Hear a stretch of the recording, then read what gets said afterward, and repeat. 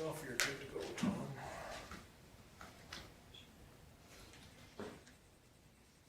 This is about 93% left. Well, you have to just make it small. Yeah, well, Put your cursor right over it. Okay, it's 7 o'clock, so we also call the meeting to order. Any additions to the agenda? Hearing none, somebody wish to move the agenda as presented? None. Any question on Lyle's motion? Hearing none, I'll call the question. Oh, Laura's not picked up yet. she voted in favor. Okay. Carried unanimously. Okay, moving on to the minutes. Any questions on the minutes of the February the 10th meeting? Okay, thank you, George Lee. Any question on George Lee's motion? Hearing none, I'll call the question.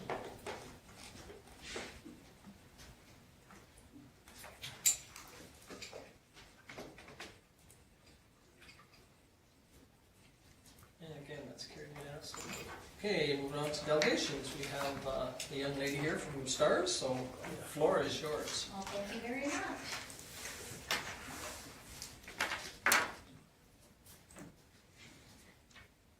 Okay. Well, it's great to see all of you again. I want to first and foremost, on behalf of our very important patients, I want to thank you for your continued support of STARS. We are a life-saving partnership and we have seen positive results, so we really appreciate that partnership very much because that's how we continue. That's how we began, was with partnerships with Albertans across the entire province, and we are still doing that today, going on 35 years. So it's very much, as I said, you know, we really appreciate it. And I appreciate your time so I can bring you your annual update. So we'll get started. Thank you. I guess I should have. I can move it as well. Okay, I'm just used to that. Thank Yeah. you. So this slide should be familiar now. It's the budgets, and each year, like for the last 3 years, I've been bringing you this slide that it's been pretty much status quo for the most part. On the expenditure side, we've grown a little bit more now. Instead of 2/3 of the pie, it's pretty much 3/4 for aviation and medical components as far as expenditures. So the smaller pieces continue to be base operations, dispatch and coordination, and administration costs. For the 3rd year in a row, we still remain at 15%. CRA allows up to 35%, so we feel pretty good that we are doing our due diligence to keep administration costs in check. On the funding side now, we are still in a 10-year affiliation agreement with Alberta Health Services, which is due to expire April of this year. So, in light of the HEMS review that's out right now that Alberta Health Services is conducting, so they have given us a 1-year extension. So we still remain at 20% funding, but this last fiscal year they surprised us with an additional $2 million top-up, a one-time $2 million top-up.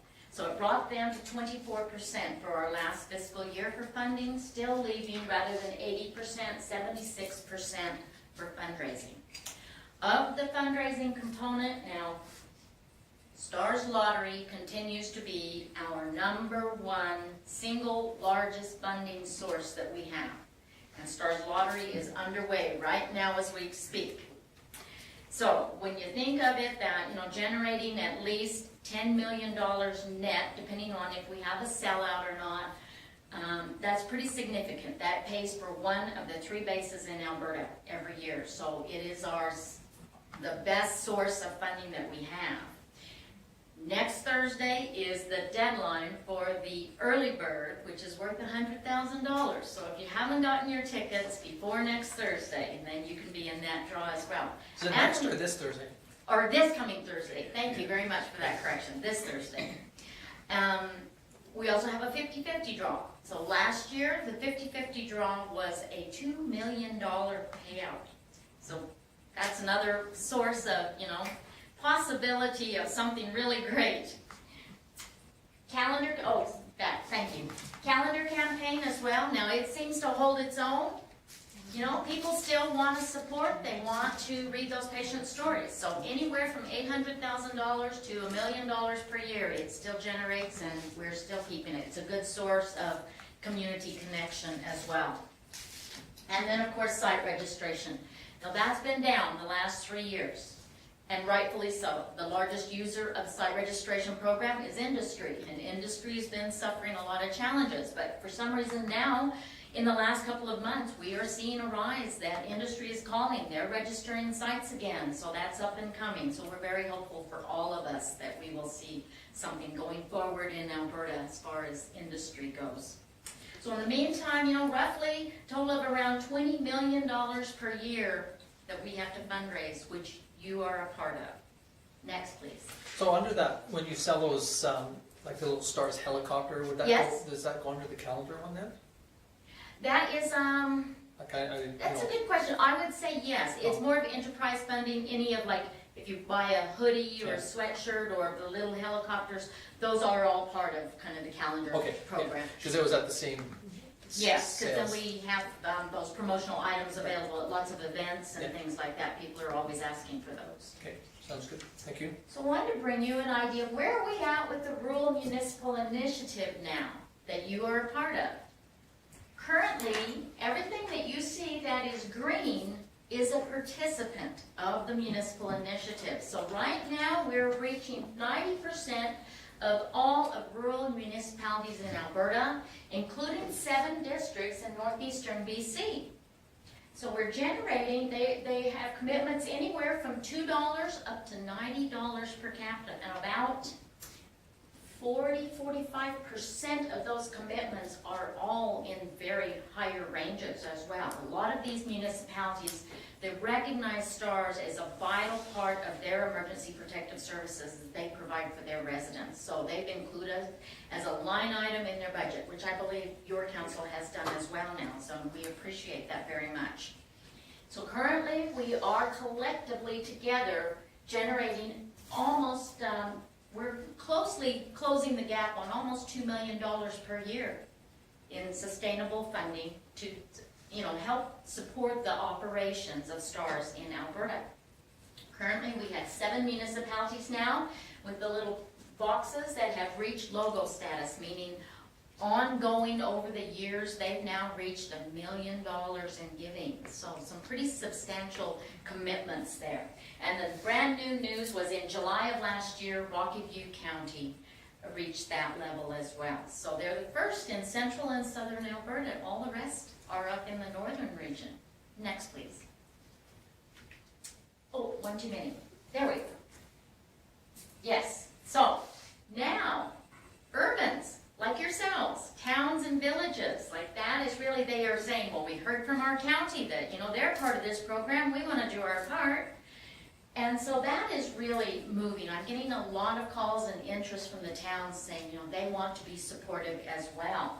So we have quite significant, including yourselves, showing where the circles are, showing partnership between the town and the county, that they're both a part of the municipal initiative program that supports STARS. So you can see that's really growing. And now there's been a couple others here that they rallied the troops, and they've got every village and town within their boundaries are a part of the program. So, you know, it's very much a united effort as we all work together. Next, please. So within Vulcan County itself, town of Vulcan for your interfacility transfers there. So that would be, you know, a lot of, the majority of this is where it's a scene call and then it's needing to go into the hospital. Once in a while, it may be someone that has suffered heart attack or stroke or something at the hospital, and now we need to get them to the cath lab or get them to a higher level of care. So it's kind of a combination of things. But it's important, you know, I include all of Vulcan County because it's really important that we all remember. We all travel, we all commute, we go into neighboring towns and municipalities, they come through Vulcan. So it's important that we really look at the bigger picture, you know, because in the neighboring counties, they could have missions that were all Vulcan residents and vice versa. So we really need to kind of look at the bigger picture, because that's what the partnership is about, is being able to have STARS no matter where we go. So when we look at this, if I gave you just an overall annual average, you're seeing about 14 missions per year within your immediate area. But again, so for the time frame of 6 full years there, 84 missions to date. Now if we go to the next slide, if we look at our neighborhood and your bordering neighbors, now we've gone from 84 in the exact same time frame to 1,345 missions. So that's the bigger picture, that any one of those in these other areas may be Vulcan County residents, or as I said, you know, some of their residents coming through Vulcan County. So it's that united effort. You know, recently I had a counselor that she wanted to share a story, and she said, you know, we have been supporting STARS for years, and you know, we are, you know, just a line item in the budget and all of these things, just like yourselves. But she said, and we believe in STARS and what it brings to the table for our residents. So we're talking specifically of like our own backyard.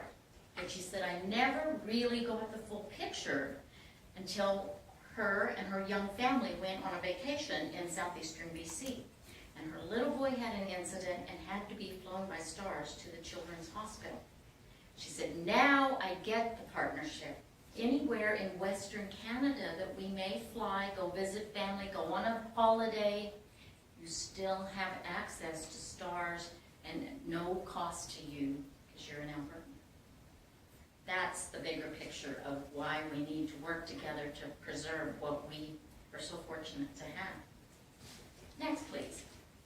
So I brought you some information last year that we were going to be tackling a $117 million capital campaign for 9 new helicopters to replace our fleet. So I wanted to bring you an update of where we're at. This is the BK-117 that we currently still have.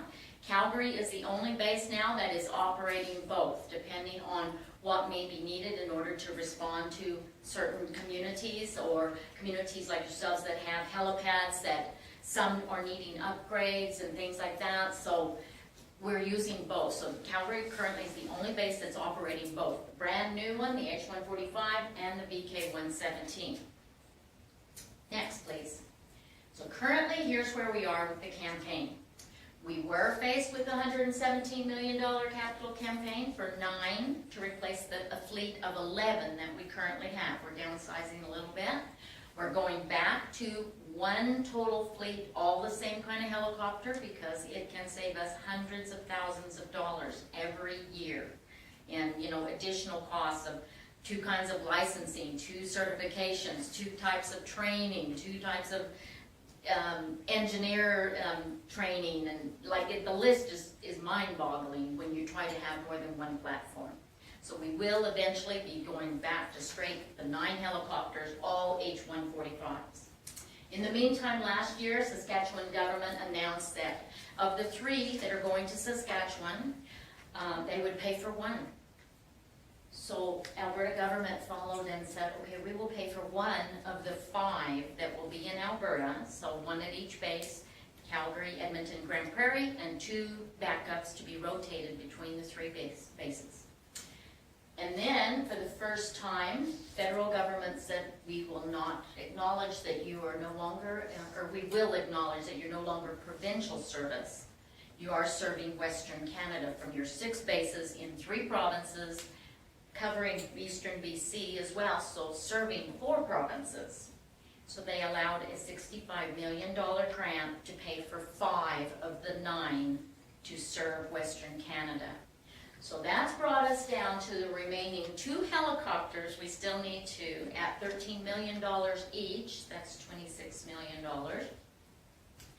Plus additional, like in a very extensive 2-year training program for the pilots, pool pilot coverage that is needed to bring in pilots to cover that base while their pilots are away for training, some additional specialized tools that go with this particular model, and some ground control equipment. So we're looking at basically about a $35 million capital campaign remaining. Of that, we've raised about 10.5 of that already, so roughly a $25 million capital campaign left. In May of last year, we took delivery of number 1 and 2 helicopters. Number 1 became operational in Calgary. Number 2 started the training for a lot of the other bases. And number 3 went to Saskatoon. We are expecting delivery of number 4, 5, and 6, which is what you were talking to me about, mid next year.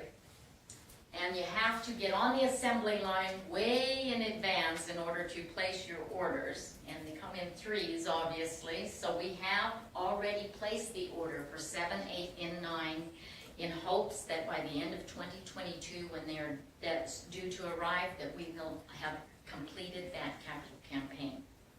So that is the plan. Once number 4, 5, and 6 arrive mid next year, then that is when we will start to look. We will feel that we have enough helicopters to continue to stay operational no matter what unforeseen may come, and we will start to look at dispersing of the VK-117s. There is still a market for them, maybe not from a medical aspect as an organization that has to operate 24/7, but for an individual or other areas where they're not going to be under that duress 24/7 all the time, there is still a market. So we will be looking at that as soon as we receive those helicopters. Next, please. So I want to bring you a sneak peek of the new medical interior.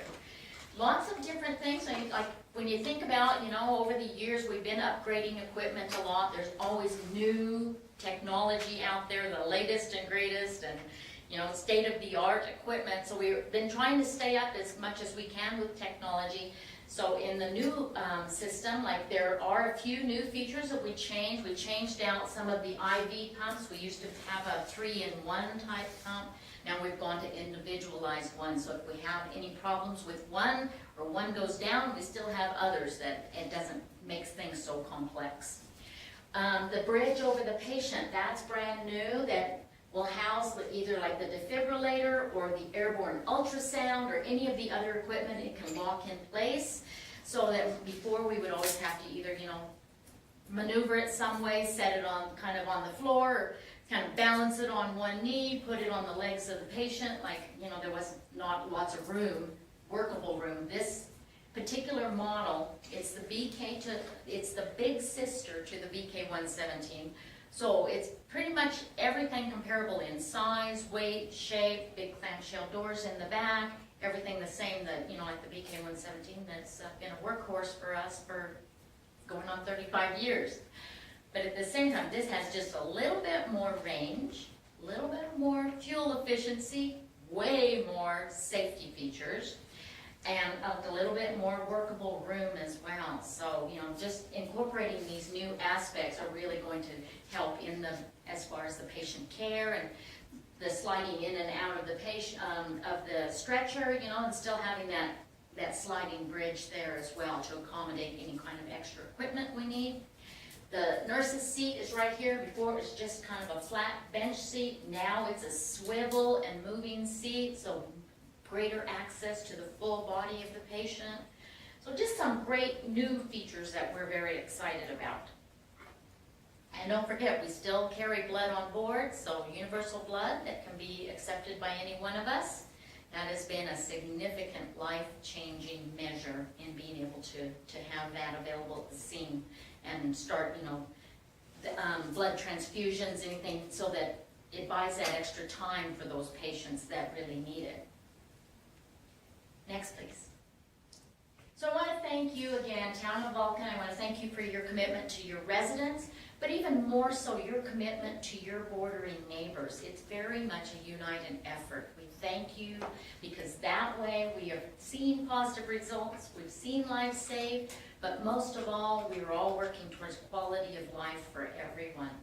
So we thank you for your life-saving partnership with STARS. You're at a $2 per capita rate, and as I said, I believe that it is a standing motion with your council, and we appreciate that so much, because that's how we have that sustainability, that we know we're not going to get lost or forgotten when it's a multi-year pledge or a grant, and then councils change and all those factors that come into play. So we really appreciate that you recognize that STARS brings something to the table as far as your emergency protective service. services. Together, we will continue to fight for life. Next, please.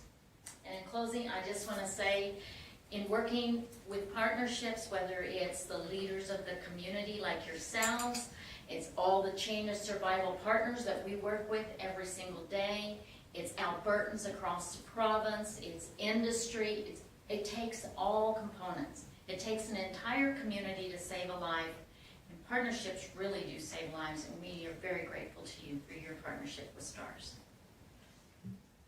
Thank you. Any questions for Glenda? Did I answer all your questions? Just out of curiosity's sake, when you're talking about fuel efficiency and stuff, like how far can How to respond? yeah. Okay. First, I'd like to say we can respond to wherever you need us to go, as long as we have provisions for fuel.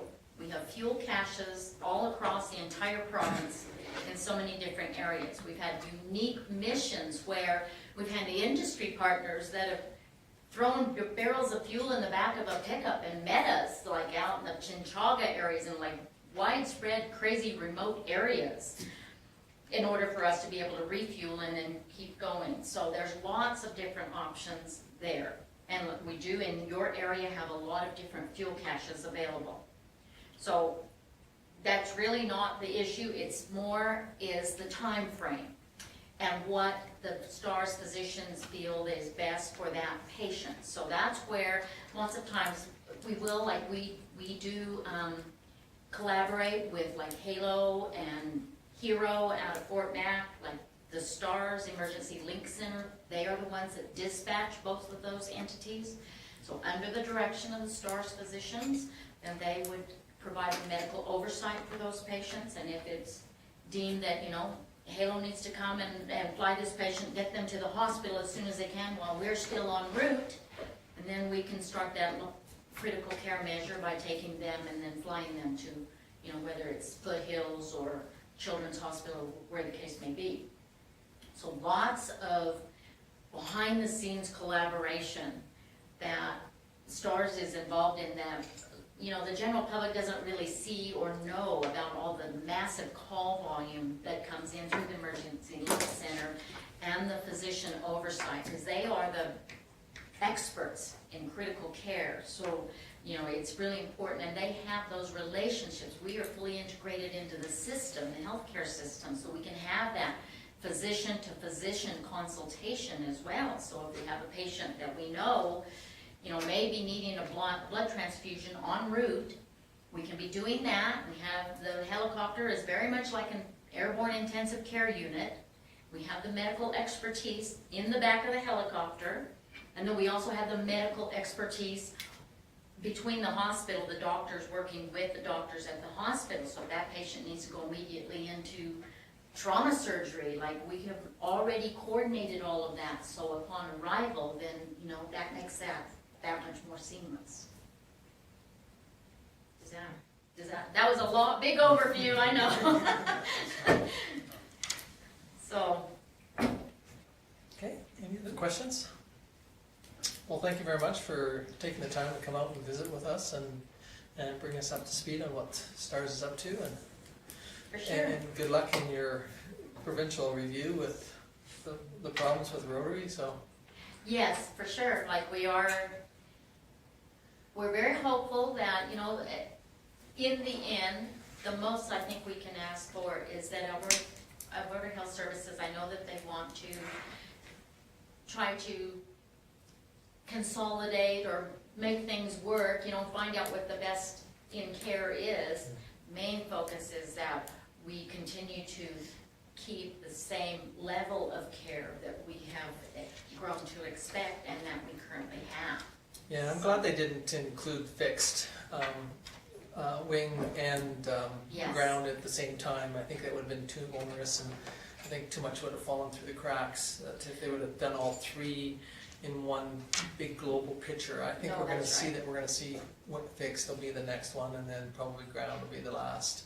Again, Right. review since, but it's It's- probably in a way time to review the process, process and the procedures, but.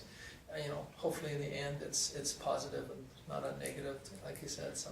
For sure, that's the most that we can hope for, Yeah. right? And in order to have a well-rounded healthcare system, we really need all aspects, because every trauma situation is different. There's been lots of calls that you've used ground, stars, and fixed wing, every aspect, right? So we hope that we will continue to see that. You betcha. Okay, well, thank you very much. Thank you so much for your Thank you. time. I'll Yeah. leave these with you, Tim. Yeah, Thank you anyways, so we much. appreciate it, you taking the time. Well, it's great to see you very much. Yeah. Thank you. I appreciate it. I appreciate your time. Yeah, and safe trip home. Thank you. I'm headed to Lethbridge. Oh, are you? Oh, Safe trip to Lethbridge. Lethbridge. Yeah, And I'll, there's less snow down there, I've been told, so. okay, well, I was there last week too, and I'll meet with your county on Wednesday. Oh, good, good. So I'll be in your area. Okay, well, thanks again. Thank you. You have a good evening. Okay, so we'll move on to our correspondence, SouthGrow. Broadband letter, I guess, of where they stand with broadband. Any question on that? Doesn't seem to really affect us because we are fortunate enough to have Axia come and do ours first, and a lot of communities don't have it, so. Do we have any use for any of those for We don't- suggestions? I don't think we qualify for most of it because we've We already. took advantage of it when we started, when Axia first came in, we Did the got downtown. a hotspot, and then I know farther in, we'll be talking about the one for the hotspot for the yes. Iowa for Lodge the Hall. lodge hall, but, I just didn't know, I don't know if it's the third one down, but I can't, I didn't even know what that meant, so I thought, Partnership with the rural neighbors or the backhaul. yeah, that The one. backhaul, just basically having two lines going in so that you don't ever lose Oh, connection from either side. okay. and I think unfortunately, high speed with the neighbors, that is a very difficult one because most of the time, unless you have a good clump of people, it's pretty expensive to put fiber into them, so, but, and broadband, I don't think has expanded good enough to be, Wi-Fi, you can't get the same downloads as you could with the fixed. Okay, any other questions on that one? If not, we'll go to the AUMA Local Authorities Election Act document.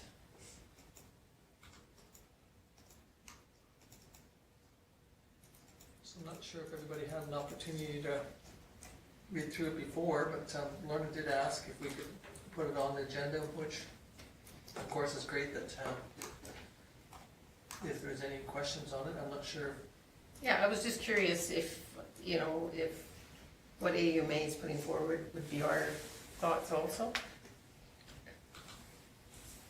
And I can't seem to get this right today, so, I can't remember Which what. Which one? The political? Yeah, the political one was the one that, political parties, were, and I wasn't keen to think that we would go that route. First of all, I think that would make it about impossible to get people to run for council in small towns. Yeah, I think you're true. There's a lot of truth in that. A lot of this stuff really affects the larger groups than it does us, but yet it definitely potentially has an effect on us. And just like the amount that you can put into your campaign, well, probably none of us have ever spent any of that kind of money. I don't know, I'm just guessing. But, and I think the fact that they're saying it probably should be dependent upon how you, or what your population is. Because really, if you say you can only spend $2,000, that might be okay for Vulcan, but if you live in Calgary, that wouldn't be work well at all. I just thought it was very interesting to see what was happening. I like the, Go ahead. I like the orientation Yes. part. I mean, I'm not sure, was it just the last election, is that the first time you guys had it really met with the newbies, or potential newbies came and met with council. Yeah, that's what Things. that was the first time we ever tried that. Because I think that's, for me, I think that was a good thing, because you could, I mean, still trying to do business, to talk to different, hear from other councillors that, you don't have to be on every single Right. committee, you can kind of make it work in theory. Yeah, and I think that us televising our council meetings too will make it a little nicer, because again, some people could go online and say, I can watch a full council meeting and say, is this what I'd like to get myself into? And then they could say, oh yeah, I'll talk to Lyle and get more information, or to, George Lee, see what committee she's on and how's it working, or Michelle, always does the adjournment, and, is that a job that somebody else gets, or is just Michelle has to keep it? It's for life.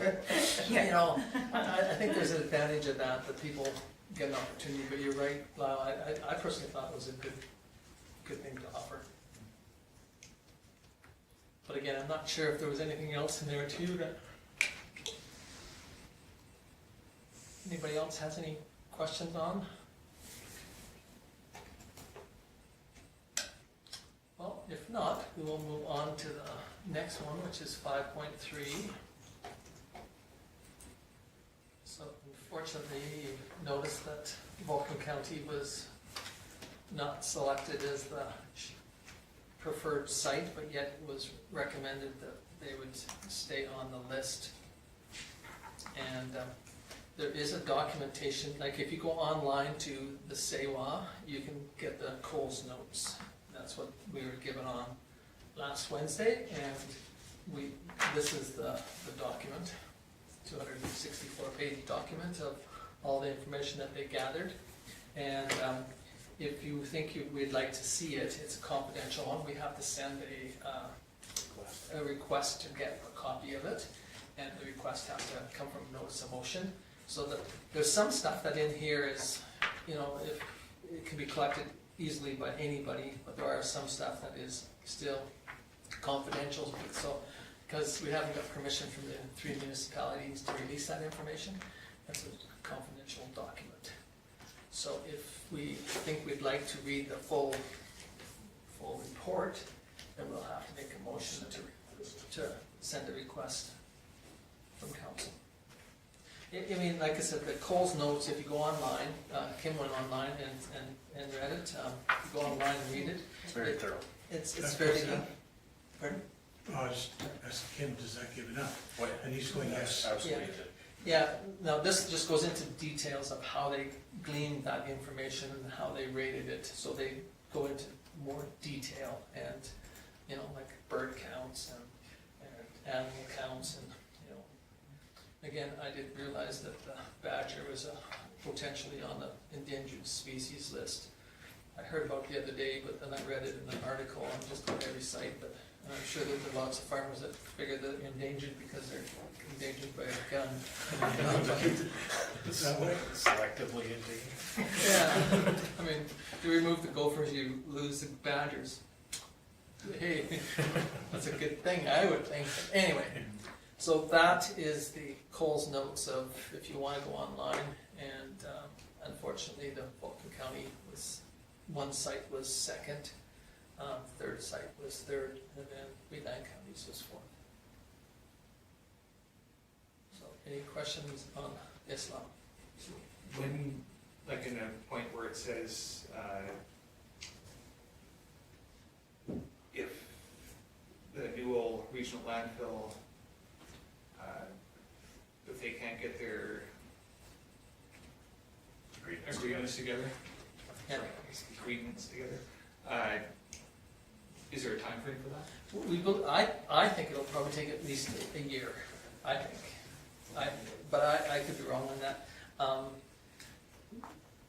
There's a lot of information there that has to be gleaned, and there'll have to be a lot of agreements made with potential people that are gonna buy the steam or supply the water. That'll have to be agreements that we won't, non-disclosure agreements, so we won't disclose what they're doing or why or how, and information that is confidential that way again. And so I think by the time you get the lawyers involved and probably end up having to hire consultants again to get all this information, I think it's gonna be another year before we'll know for sure which is a real true end site. But when you take a look at some of the information, you can see, definitely the Newell, and again, originally, I honestly didn't know that it was, where it was at. I thought it was the County of Newell that was really submitting this information, when it turned out to be really their waste authority, or their waste commission that offered their site. And again, once you start looking at all the stuff on that, you can just see why it rose to the top of the list. Can you disclose where the site is? Like It's right on their waste authority, right on their landfill. so just off the number 1 Yeah, and 36? yeah, it's off of 36, so it's about 2 miles north or a mile and a half north of the highway, of Highway 2, or number 1, I should say. And then it's, I guess you'd call it west of the 36. The summary document has a. Yeah, it has a map of where it's at, and it's but then since that though, Newell County has purchased, or the Waste Authority has purchased all that whole quarter. So it theoretically might move on that site of what the original spot, but still it's on their site. In their air shed, they're in their, so it fits a lot of different criteria. When you look at the document, Cole's notes, it's very nicely laid out with colors, Yeah. which makes it really easy to Yeah. see how they selected them. Yeah, so on the Coles Notes one, this document here is what Lauren was talking about too, is in it, and it just shows you why Newell had, 7 greens and one yellow. So you kind of look at, see if there was advantages to that site. And again, if you go on there, it's just it's an opportunity to you should go through it and read it over. It's got its so there it's there. So this is the entire document. And so that's the one that Lauren was talking about. There's two or three charts that are in color and what they did for transportation studies and shortlisting, and there's it shows you the sites of the 4 sites. And again, personally, I did not know the 4 sites. I had a good idea where they were, but I did not know where they were until the meeting last Wednesday. And I did that deliberately so that theoretically when I walked in that I didn't know why one was better than the other. So I felt as a chair I should try and be as open-minded as I could. But when you look at it and you listen to it and read it, and then you go into this documentation and realize that the one county site has lots of advantages too. So I think that's partly why they're recommending that Vulcan County still stay on the list as a close second, so that if some of that other information falls short. So, any other questions on the siting selection? And this was the media release that was sent out to the media and plus all. The provincial government did get a copy of this prior to our meeting on Wednesday, and then the rest of us got to see it on Wednesday. Well, to be honest with you, I didn't get to see it until Thursday because the fellow that had it left early and I didn't get to read the news release. So, okay, any questions? Just an observation, regardless of where it goes, there's still a savings for us. Well, I think that the huge savings to the whole province of Alberta is that we will, if this plant gets built, when it gets built, it's going to save 7 million tons of greenhouse gases in the life of the plant. And the other thing is that we're not going to just bury our garbage and create potential issues for our grandkids and great-grandkids down the road. So. Do you think this will help set a precedent for other areas in Alberta across I think so. I think you're gonna see that this is going to be the norm. I mean, when you see right now in Japan, they have waste to energy plants right in the apartment buildings. They're burning their garbage, creating steam and electricity right in their own apartment. So, you know, all of their stuff is going through it, and they're subsidizing the heating in Japan. In Europe, they've been incinerating garbage and creating steam, electricity for 40, 50 years. We're just the people that are slow at catching up on that concept, because we've got so much land that our thoughts were is that we could just bury it, and, you know, but we're realizing that sometimes burying your sins is not always the best. Okay, anything else? If not, I would entertain a motion to file the correspondence. Okay, Lyle, okay. Any question on Lyle's motion? If not, I will call the question.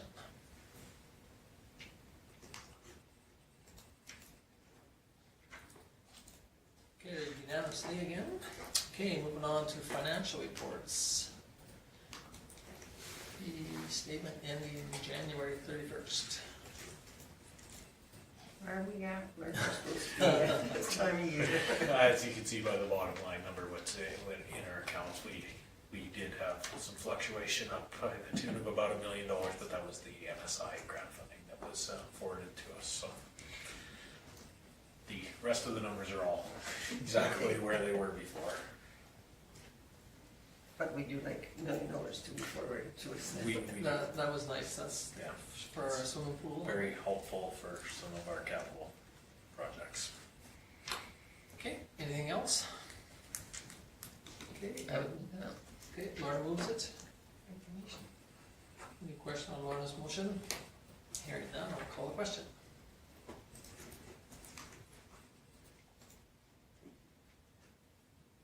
And again, that's carried unanimously. Okay, moving on to the next one, which is year-to-date.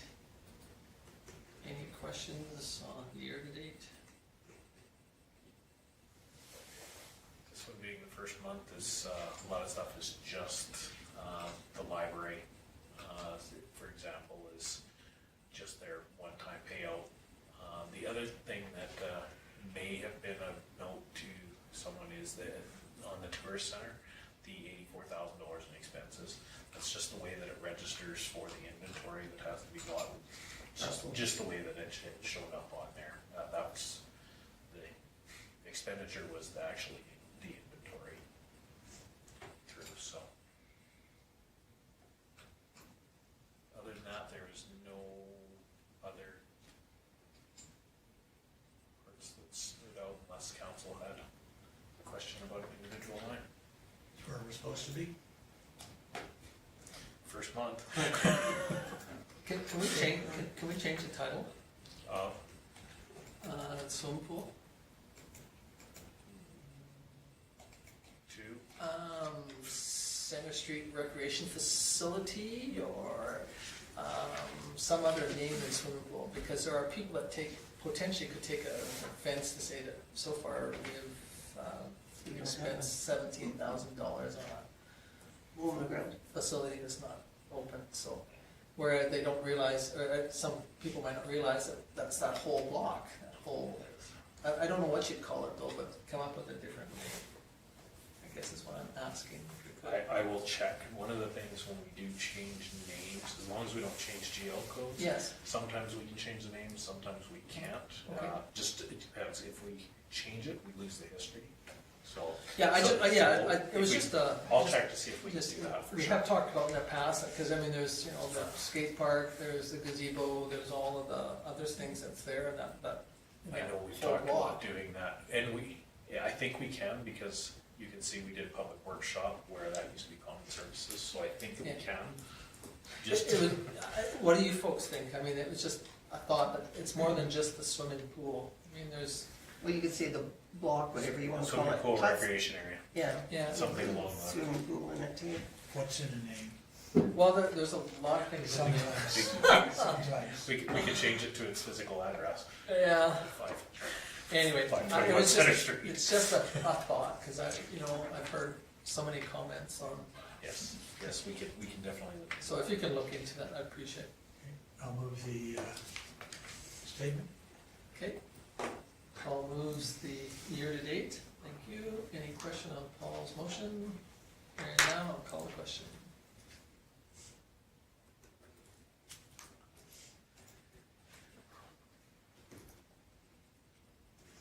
Okay, it's carried unanimously. And moving on to the promotional materials.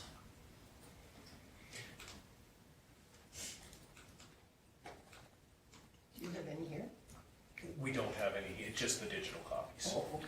Uh, Have you seen them we in do- real? We do have some printed that we're looking at, they're just in the process of sending things back. So really this was, I know there was lots of questions about updating our handouts, flyers, that sort of thing. And Nancy and Bonnie have been working together with this company through that. I think that both tourism and recreation have heard a little bit about this already. But they were pretty excited about what came, so from their original plans, so they wanted council to have a look at it, try to get some, you know, if there was a big, they don't do that to any of this before they move forward with it any further. Like I said, more than anything, just to show you what the work they've been putting towards, what the thoughts behind were, and yeah. Do we get to see Karen curling with that rod? The one question is, okay, that slide, is it going to be, like, I found that on my computer, hard to read. The colors are a little bit different. I think Nancy mentioned. Like on the one that's. Yeah, like, Yeah. I find that they seem like the words fade into the background. These were photocopied from, so they were sent in a digital format, printed out, scanned, and then put into here, so the colors will be a little bit different. I don't know if Nancy put that in there. She did have me mention that, wanted me to mention that the colors still needed to be tweaked a little bit, so. No, I had another, and I hate to be the one that is bringing these up at this point. Is it too wordy? I know it's all really great information when you read it, but that one there especially, no. Next one down. Well, this is a both side of a trifold, right? So Yeah, I know, but I don't know, anytime that I was ever told in the past, and it could have changed 100 times by now, is that less is maybe more. And that's why they went with, for the economic and that for, so these ones will be the trifold available at the tourist center kind of thing. Okay. These ones are the smaller ones for events and economic development that are more right to the point. So Okay. this one and this one are one sheet. This one and this one are one sheet.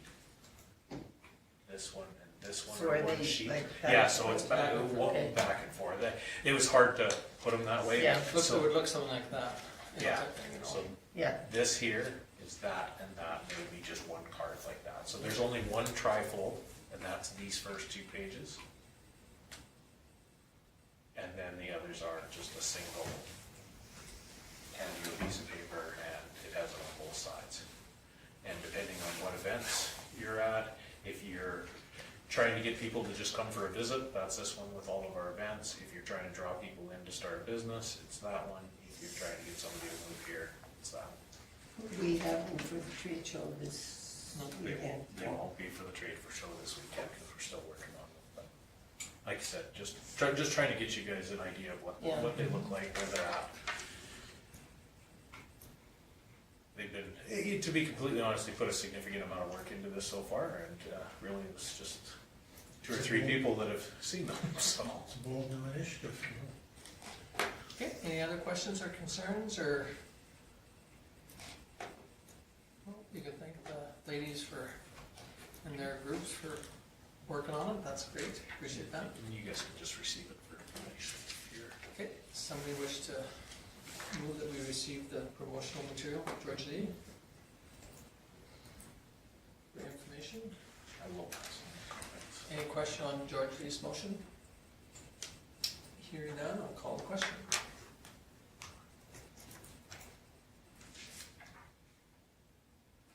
And it's carried unanimously.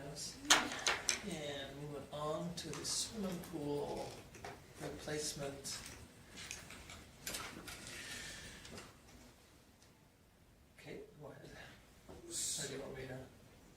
So I've received several phone calls the last couple weeks. Well, actually, it was last week. I basically spent the entire week on the phone with Municipal Affairs about the ISIP grant. And they're trying to reconfirm that we have not made ourselves ineligible for the federal grant. And told her that council's doing everything possible to remain, but also has a timeline to finish this project. Like, we need to be in the ground by March so that we can be complete by October so that we can fill the pool so we're ready for the 2021 season.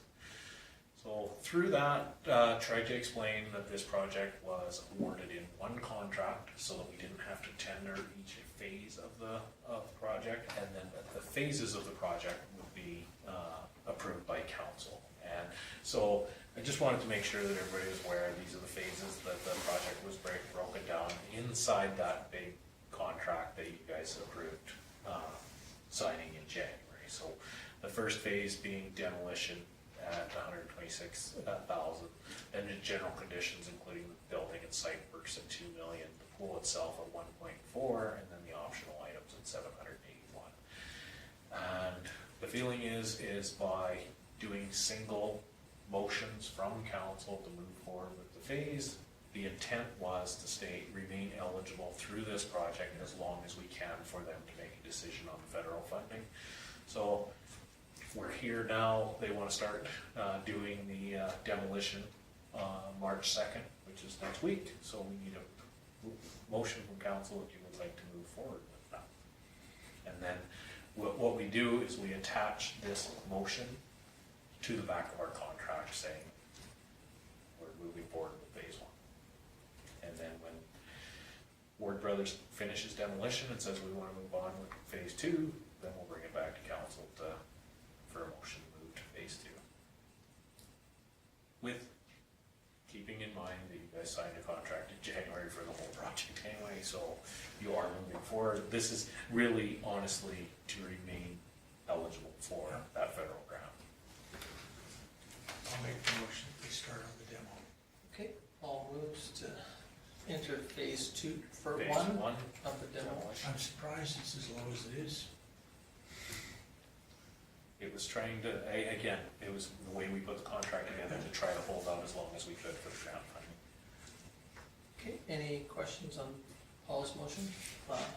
Just, so the work that's being done now, was that the preface to phase Yeah. 1? Yes. Yes, Yes, getting ready to knock it down. yeah. Okay, Oh. any, go ahead. Sorry, and before you vote on this, I do need to make sure that everybody is aware that any motion that you make, that's that bottom line, it will make this portion of the project ineligible for the ICIP grant.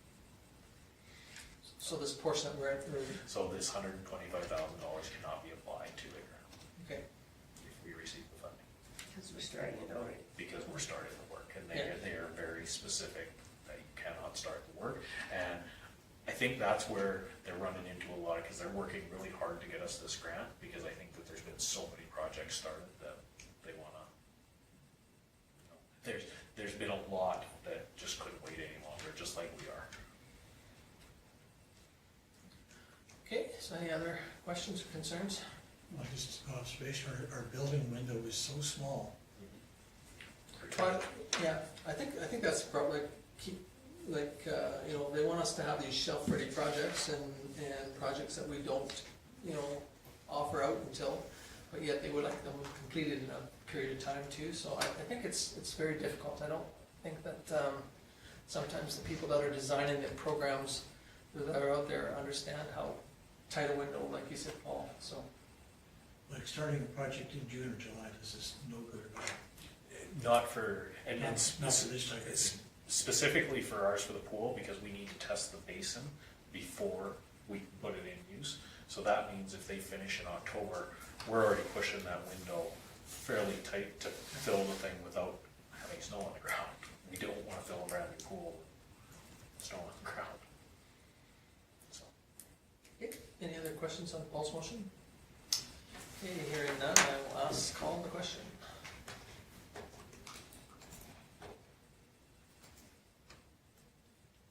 It's carried unanimously. Okay, thank you very much. Okay, moving on to the fire department committee member at large. So, Kim has, they put out for advertising and 2 people applied, which were submitted to the committee and 1 was recommended. So this is the person that's being recommended for a 2-year term. Is this the gentleman that sits on MPC? Yes.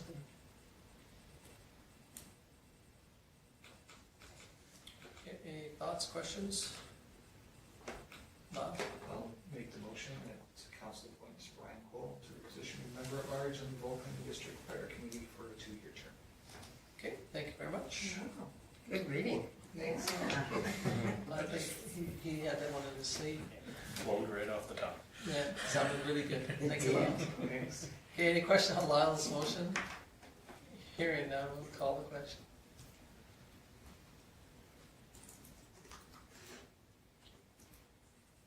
And it's carried unanimously.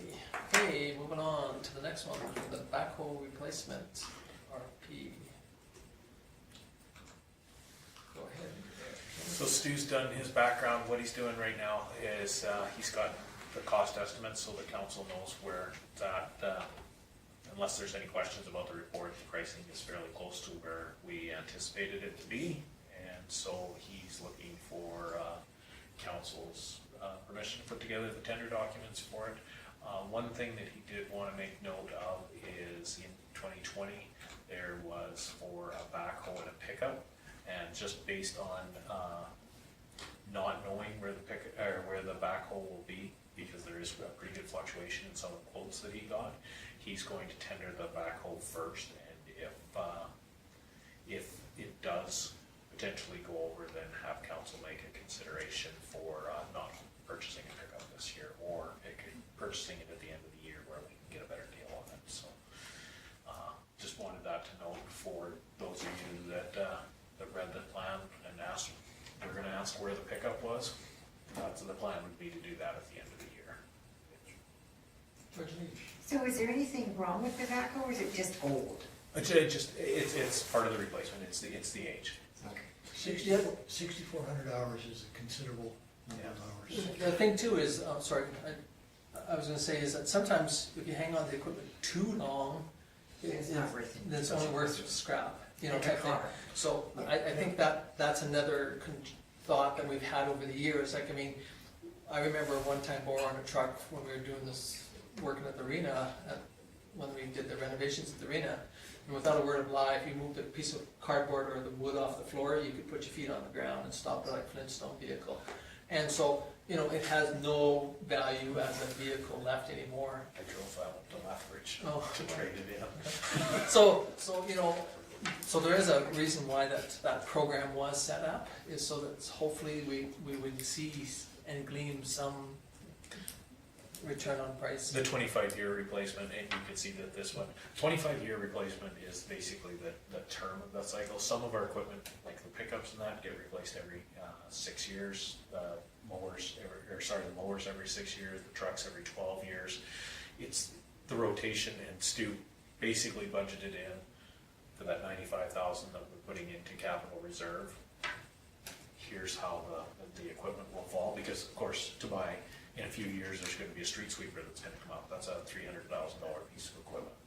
So it's gonna take 2 or 3 years of not buying anything before that is purchased. So this is where this one falls to get the best value out of it, I guess is the question, George Lee. Do you ever, would you ever put an ad in the paper and say, we have this for sale or not? We have tried that before. Actually, we've done local tenders for pickups before, not the backhoe. The last backhoe that we did, that was that one that we sold when I first started, when we got this one. And I don't think we traded it to John Deere, and I don't quote me on it, but I think it was less than $5,000 we got for it. We traded it in because it had got to the end of its life. So if you traded in, or when you're buying a new one, is it's sort of like a car. It is. It is.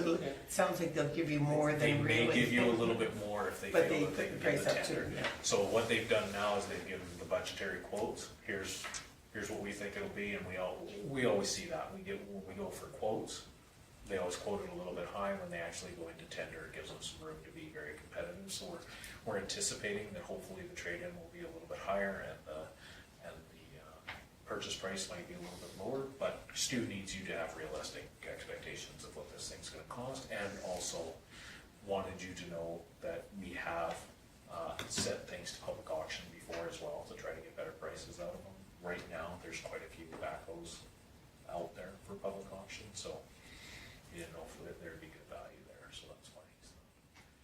But right now, he's just asking you whether you'd like to tender it or not. Sure. Okay, so, Fran? Sure. Oh, Lorna's moving that, thank you. Okay, so Lorna's recommending, Direct administration to prepare, distribute the tender documents. If I could have read that, I would have been in the file and done a really good job. alrighty, thank you very much. Any other questions? Go ahead. Sorry, I was going to mention this before. The reason why the motion is the way it is for an unused 2019 is when Stu was talking to some of the guys getting the quotes, some of them still had 2019 models sitting on, and they were significantly reduced tax-wise. So, because they didn't have to ship or tax for a new machine coming from the factory. So, if there was the possibility for them to tender that, we could see some more prices. But the key word in there is an unused machine. We keep them long enough that whether they're a 2019 or 20 doesn't make a whole bunch of difference in that trade It's the value. hours and, It's the hours and the use. okay. And so Lorna's motion is to proceed with this. Any question? Hearing none, I'll call the question. And it is carried unanimously. Okay, moving on to the Lodge Hall, Axia.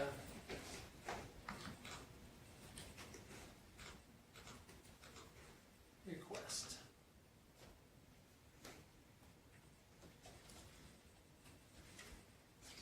I was at that meeting because I sit, not as a counselor, but I sit on that board. And they do feel that there are maybe some or several groups that haven't been using the Lodge Hall for rental because the internet access is just not that strong. Yeah, we, as SAEWA, we're going to rent the Lodge Hall, but we had to Skype something in, and because the feed was so poor, they couldn't do it, so we had to go to another facility. And it turned out that the other facility didn't have a lift, which created other dilemmas because, Neither does the Lodge Hall. well, here they're supposed to. Well, I guess they do have one, but I forgot to check tonight if it was working or Well, not. it says that they spent $20,000 to fix it, Yes, so. that was another big issue that we were discussing that. Maybe they haven't got it out. Okay, any questions on this to support them by paying the installation fee? Okay, I'll move we do it. okay, Paul moves the motion that we pay for this and it'll come out of, oh, And this is it's a town building. Yes. Town Building. we own the facility, The Lodge Hall Society manages it. manages on our behalf. So we're kind of investing in ourselves by doing Yeah, that. it's to our benefit. Yes. And then like Lauren said, the advantage is that if they get more rentals, it's helps them on the other expenditures that they have in the facility.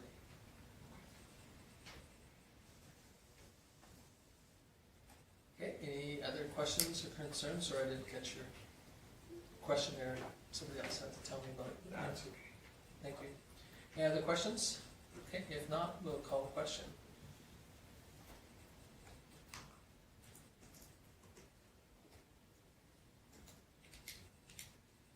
And again, it's carried unanimously. Okay, moving on to the, There was just one other question sorry. on there. And are we interested as a town of splitting the cost 50/50? That came in after the report was done, Oh, and okay. it was not part of the discussion. Okay. And I just want to note when this letter came in. When did I get? 3/16 on Friday. Oh, okay. So I asked for an official letter or something to accompany the request because Bonnie had made the request without any. So when we asked for the documentation, it came as a surprise to us, the 50-50 split, I guess, but it's worth a conversation if you're. Well, perhaps they could send a new request then if they're interested. Okay. Well, and I think too, you know, we need to know where we're gonna come up with funding. I think the funding for the Install is a one-time installs, grant. you know, came out of one area, we have to look at where we're gonna come up with funds from, so I think. Yeah, and I'm not even sure how much it would cost to operate. It sounded like they were doing the $100 one-time package. Oh. Okay. But we could ask for official requests. Yeah, because I'll have to go back to another Yeah, meeting, so. yeah. Just Just- make that. Yes, you could say that it was discussed, and if they do want to move forward, then they could make a formal request. Okay, any other questions? Okay, we'll move on to the love of giving. I have a comment on this. I work the food bank every Christmas. I go down and help them pack hampers, and throughout the year, if Bob Buckles or somebody can't go in, then they'll phone me and I'll go in and pack up a hamper for somebody coming in. And the stuff they're asking for on here, it's standard stuff that we have on the shelves in there. Like the ranch dip, we always have that. Chicken broth, it's always there. Chocolate pudding, and there's tons of different puddings like butterscotch and chocolate and everything in there. And if there's something there that, see the onion dip, I haven't really noticed a lot of onion dip in there, but if that's something that they think they're gonna need in the food bank, they just put it in their little letter that comes out every week that goes into all the businesses. And then once they put that in there, that the food bank is looking for this item, then it starts coming in like crazy. People start buying it up and just bringing it into the food bank and dropping it off, so. So when I read this, I thought, well, it's already there. This stuff. I guess my question do we do, like, to me, I think this is private industry, is it? Yes, this is support, Yeah. to really break it down, this is supporting a business that wants to support the food bank. Yeah, So so, and I didn't know that's if the we way were council is. That's the way I looked at it too. able to support something like that or not. I thought you would have to be a nonprofit or, You can, Oh, you can. there's no time, council can grant funds to to anyone. anyone, but Okay. that's the consideration, and that's the perception that you know, that's going to be out there, is this is a private business supporting the food bank, so that's a consideration for council. I mean, I think it's wonderful that she had this great idea to do this, but I'm not sure. Yeah, That like might even set the a sweet precedent. treats, it's like we have boxes of chocolates in the coolers all the time in the food bank. I think one of the focus was working on a healthy alternative, and that's one of the foundations of But we the company. have that here too, like we have a whole section that's sugar-free, salt-free, diabetic. Yeah. Like there's whole sections on those racks in there for healthy Yeah, living for whatever. yeah. So, Wow. Julie came to me on this, like for our business, and showed me the packages and explained to me what it was about. And I was for it. Our business is sponsored, whatever gave her money to sponsor it. But but that was for our business to choose. I agree with what she's doing. I just think, I don't think it's our place to spend the town's money on that. I think that's because we already give to the food bank. I think it's up to individual businesses or people to decide whether they want to do that. This is an instance where I don't think it's our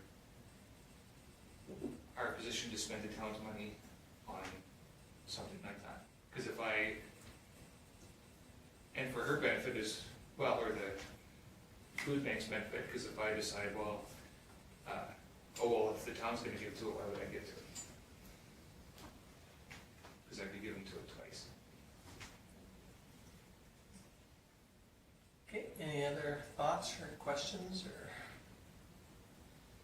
I think that's partly why the motion was left the way it is there, is that we can either approve or deny the request for a one-time grant of X amount of dollars to this program, or?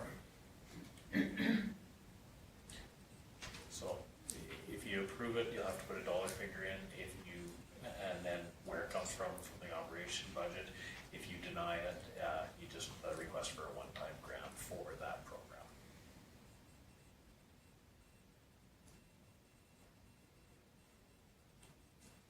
Well, I'm not in favor of it, but I don't know, can you make a negative Yeah, motion like that? Okay. you can make a motion to deny. I'll make the motion to deny. So George, the moves that we deny.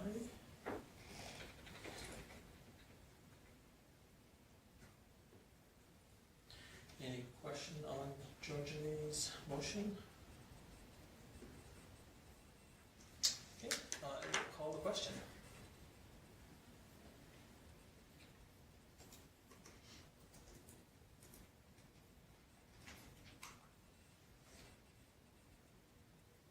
Yeah, it's carried unanimously.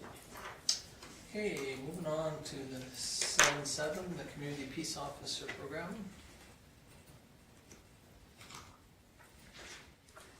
Go ahead. So I tried to put as much information in here as I could for all the different options that are out there. I do apologize for the report being a little bit lengthy in the attachments. Hopefully, everybody had a chance to really read through it, ask yourself the questions that have been brought up, and then basically want to open it up to any of the questions for the content of what I've added. You can see the cost on page 7 of this document of what our contribution to the policing is going to be after 3 years.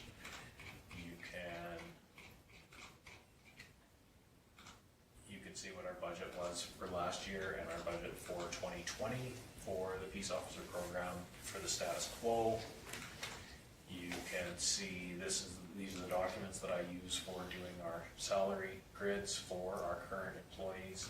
In talking to Tom about that, whether there was a difference between having, and I need to clarify, the sheriff bailiff is the closest thing in Bayless to a CPO. They do not have a CPO category in there. The only other one is police officer, and it's fairly close to this as well.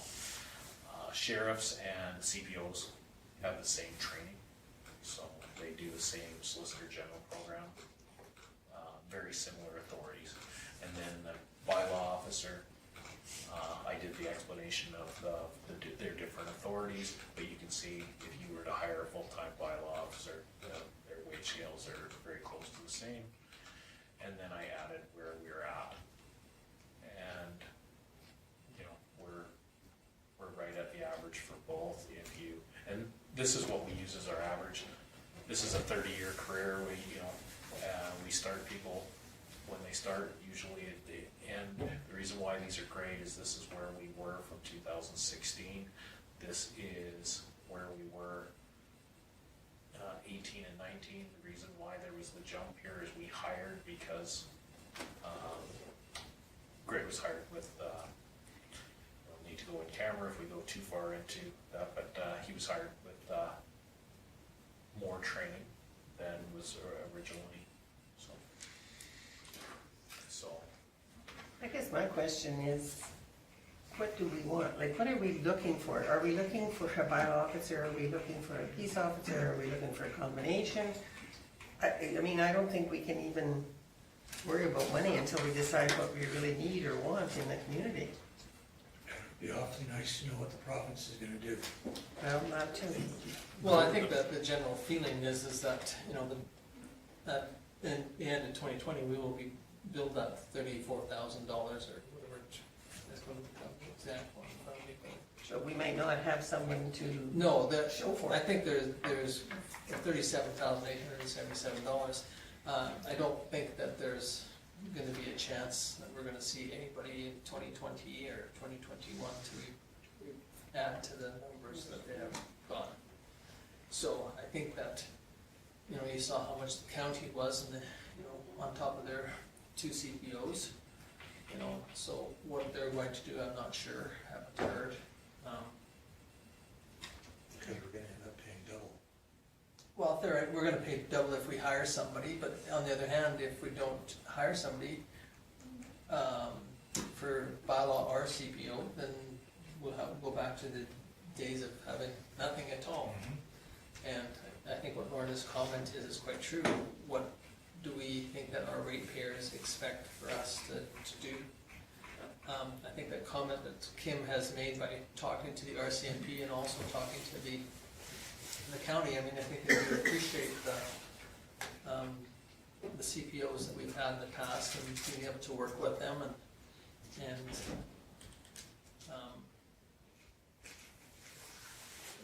Kim also made the comment too that if we have a bylaw, they can only give up, not that have done much in height of tickets, but they can only give up tickets on bylaw issues. They cannot give any for infractions of the speeding or those types. And again, our CPO wasn't able to do the criminal stuff, but they might have participated in helping on the criminal side, giving that information to the RCMP.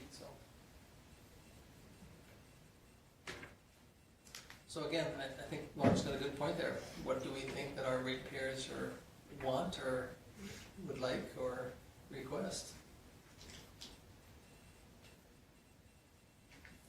So you're kind of saying, do we weigh down someone monitoring our speed in our playground zones or going up to the rodeo grounds versus someone making sure that the town is kept in clean and not have a bunch of derelict vehicles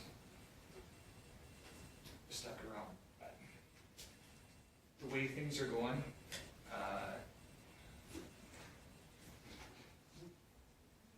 Do you want to ask Steven to wear earmuffs, or you are being recorded?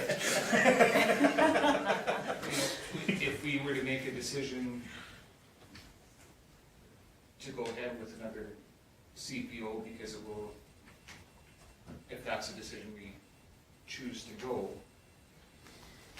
the way things are going, we'll be making this decision again in 2 more years. You betcha. But that has been a trend, and and I think that's in the previous years we've always had been questioned on that trend. But sometimes, like we had said in the past, that's not always the worst trend too. Is that sometimes we glean a bit of their expertise. They're not caught in a rut yet. They're give us, not to say that if they've been there for 5 or 10 years they're in a rut, but sometimes there's advantages. We get the best years out of the first couple of years out of it. And the other thing too is that sometimes they're on a lower end of our scale, so they're getting experience. Whether it's in bylaw or like a regular full CPO, they're gleaning experience as they're, giving us their experience too. But again, we're not at the highest end of their scale either. Not like I said that's a bad thing, but I think what Lorna's mentioned was too is that, what do we think our citizens want? Do they want a CPO that can do the full 9 yards, or do they want a part-time or a bylaw enforcement that does only that portion, or do we want to have a part-time bylaw person that does something else because we don't think we have enough? Right at the moment with the CPO, we can get both out of it. We can get infractions for speeding and parking and all those issues, and the bylaw. And we as a council can set that parameters for or help set that parameters for administration. So I mean, we can try again if we want to see if we can hire a third party to offer that CPO level of stuff for us, but in the past, it hasn't always been as successful as what the councils of the past felt. It's worth noting, it's worth noting that we've tried several, like, for the CPO program itself, it's only been in its current existence since 2012. Before that, we did have bylaw. But all the way back, if you look back far enough, we used to have our own police officer. Yeah. So there's been different forms of it, and not one of them has been councils constantly change their philosophy, so it's okay to, you know, change your idea of what you're looking at. Yeah, and there, again, exactly what Kim said, there's nothing wrong with questioning the direction that previous councils did or didn't do, and see if we want to enhance on that or go back to it. Again, unfortunately, there is a cost factor to it, and you know, we're going to be forced to give funds to the province, and you know, potentially not glean anything from it, but yet on the other hand, we've got away all these years without paying any enforcement to the RCMP. But they've also benefited from our having CPOs. Oh, I think so. I think if you ever talk to anybody that's in emergency services, the CPO program for us has been a huge plus. Or a full-time bylaw, or you know, even then they assisted any of the groups of the emergency services. But I think with RCMP being stretched as tight with the numbers that they've got and what is expected of them in the communities, that the CPO program has been a huge asset. Sorry, Michelle. In terms of, or I guess, something to think about, what would you say the majority of complaints or concerns brought forward to administration has been in the past year to two, like in terms of what's the community expressing its needs are? Going through the files, honestly, it's based on the direction we give the peace officer. He's been splitting, our last 2 to 3 have been splitting their time 50-50 bylaw and traffic enforcement. So that's why I really made that note in there, that bylaw is a part-time thing and we offset it with traffic enforcement. So by going through the files, it's 50-50, but that's based on our my direction as administration coming from comments from council. So, But I mean, I guess in general, is it, did we get a large number or a larger number of concerns expressed over the amount of vehicle infractions that were being, like, do you know what I mean? So, What, like, in terms of a trend? so the taxpayers coming to the office to talk to us about our program, Yes. those are 99% bylaw. The traffic, because people don't phone the town office about traffic infractions. That's kind of skewed, but that's, people call here. I think that, you know, like last while, council has kind of semi-given administration direction that, you know, the playground zones, you know, School playgrounds. school and playground zones where, you know, we believe our youth are more vulnerable in those areas, to spend some time on. And I think, you know, if we felt that, hey, there was other areas of concern, you know, our CPO program has been fairly active too when there is events going on in the community, and spot days, the rodeo, or you know, a cabaret or whatever, they show their presence to, you know, with the RCMP. Some of those organizations have been told that, you know, depending on the size of the event, that, you know, if they're not careful, they're going to have to, you know, pay funds towards having more security there. And so they've been getting away with potentially a reduced cost because of our CPO and the county CPO that they participate. So I don't know, I mean, I think Kim's got a point there that the majority of the complaints that I've heard about are more bylaw style. But again, you know, Paul lives in an area, and I live in an area too on Main Street where, you know, the traffic is 24/7, like, you know, I'm up at 3 o'clock in the morning and cars are going by, 4 o'clock in the morning, cars are going by, you know. So some of us that don't sleep very good, we realize that some of those main thoroughfares are busy 24/7. Go ahead. One of the things that council has given direction to former peace officers and administration is on the traffic enforcement side was that education component. And council made a fairly substantial last year, year before last, sorry, made a very substantial investment in those radar signs that we put up.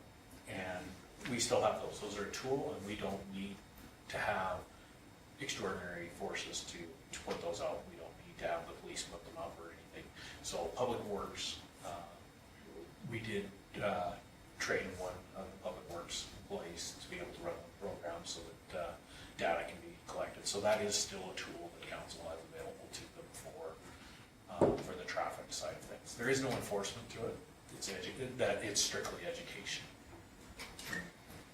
And I see one of the suggestions you had was that maybe administration can do the bylaw, and I think that's just the worst idea personally. I threw that up as the first one because it has been done. Oh, I'm like sure that it has in the been, but I would past. think we have better things for you to do. I actually sat and talked this morning with a former administrator that took on that role, and he says, you put that in your report? So.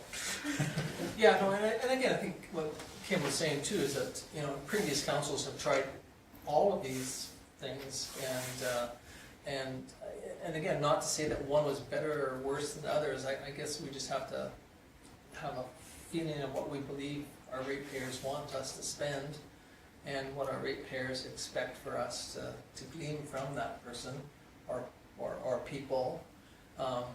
You know, to go back down to a part-time bylaw person and split it with Public Works is an option. To go to, you know, contracted CPO is an option, to have our own CPO again process. Those are all options but it's all over the map. I think we need a balance between the bylaw and what would you call it, the CPO, but yeah, the enforcement part. Provincial enforcement. Part. Because I just got run over by a truck going past Falls the other day, like it was a grain truck of some kind. Literally, I'm like Tom, I'm up at 2 o'clock, 3 o'clock in the morning, and I watched semis going down in front of the school there. They're not doing 50K, they're doing 80 and 100K. Well, this fellow, good thing school was off last week because it was daytime and he was talking Yeah. about. And I think too, you know, you know, we see some of the fines that were generated from year to date last year. You know, some of those are, you know, if we would have gone 100%, you know, zero tolerance, you know, those fines definitely would have gone up. But then we'd also have heard more complaints from Joe Simpson that said, hey, you know, I drove through this area and I got fined when I was reading my magazine and shouldn't have been, type thing. And, you know, so I think that there's pros and cons to what we've offered in the past. And I guess what the administration's asking for is, what direction do we want to go? The simplest that I heard it broke down in all of my discussions is council is providing a service to the citizens of the town of Vulcan. We need to decide what level of that service and how much it's going to cost. Simply, that's about as simple as they go. And you're given right now an opportunity to do it with In terms of bylaw enforcement, I think Public Works has enough on their plate. I don't think that's their job. We don't think the CAO should do it either. Maybe we should make the deputy mayor take on the bylaw, Oh, gosh. and then it will be taken care of for a year. George Lee's gonna stand on the highway with her hairdryer. No, I'm done deputy. It's over here now. There's a method in her madness, I Yes, think. because I don't have enough to do. Yeah, that's right. No, I think that's, you know, bylaw complaints and coffee. Yeah, yeah, well, Well, that'll slow them down, just pull it out, show what lovely stuff you have, and they'll just stop right now. well, then unfortunately too, I mean, you know, the question that Michelle had too about bylaw, I mean, again, we've always kind of worked off of more complaint-driven bylaw enforcement, but yet on the other hand, you know, the snow and the, you know, visuals do come into place. So it's easy to drive down the street and say, oh, that person hasn't shoveled their snow for at least 2 or 3 days. You know, if we had a bylaw enforcement officer, that person could go and say, you know, here's another, you know, day to clean it up, and if not, we'll hire it done and we'll just add it to your, you know, tax roll. But, you know, is that the reason why people aren't shoveling their snow or not keeping the yards clean, or are those the people that just need to have friendly reminders to them all the time? I'm not sure. Another thing worth mentioning is the reason why I mentioned the bylaw is part-time. We're a small enough town, but a big enough town that a lot of our stuff is like that. We're fortunate enough right now to have a development officer. Our development office it's about a 3/4 time. It's not a full-time, but we offset it with utilities. That's why I put that in there to split up with different departments is, do we have a position? And when I said, you know, like Public Works, adding it to this isn't adding it to Public Works, this would be bringing somebody on. This is a part-time position that you have to fill that we're gonna supplement as a full-time with something. So whether that be a CPO or whether that be a Public Works employee or a development employee or an economic development officer or you know, all these things, there's all those options. It's just making you aware that if you strict with just bylaw, it's part-time. And it's about half.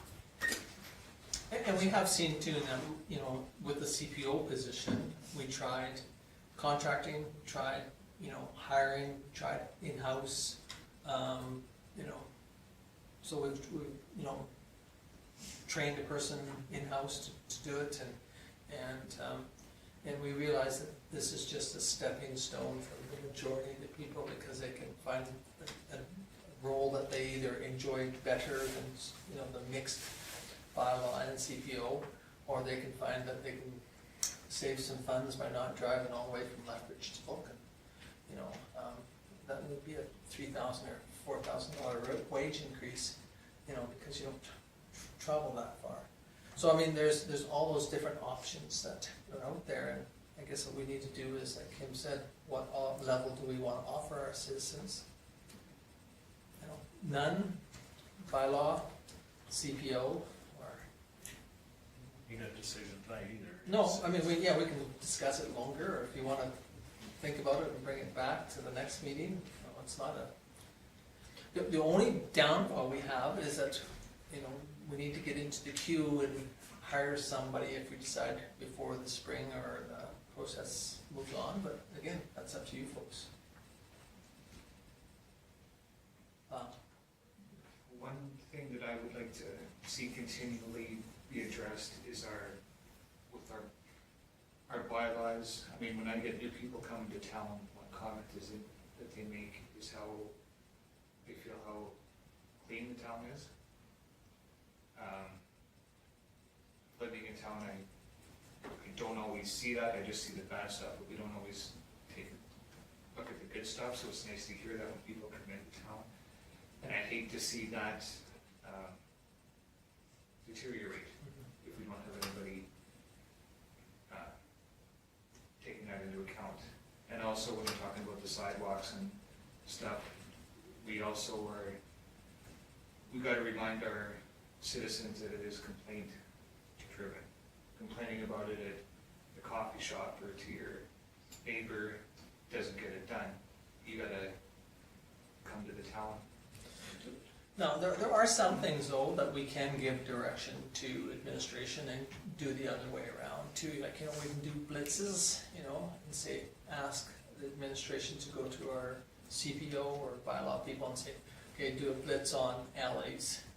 And so, you know, they'll come up with a flyer or whatever type of a blitz, or, so we can do both, you know. So we can do the complaint driven. And I think the majority of people don't wanna complain about their neighbors, you know. But yet on the other hand, it's a lot easier to phone and complain about my neighbor than it is to go and talk to my neighbor, because that neighbor and me will have to live side by side for a period of time. Whereas if I phone in, quite often they don't know who it is, they just assume who it is.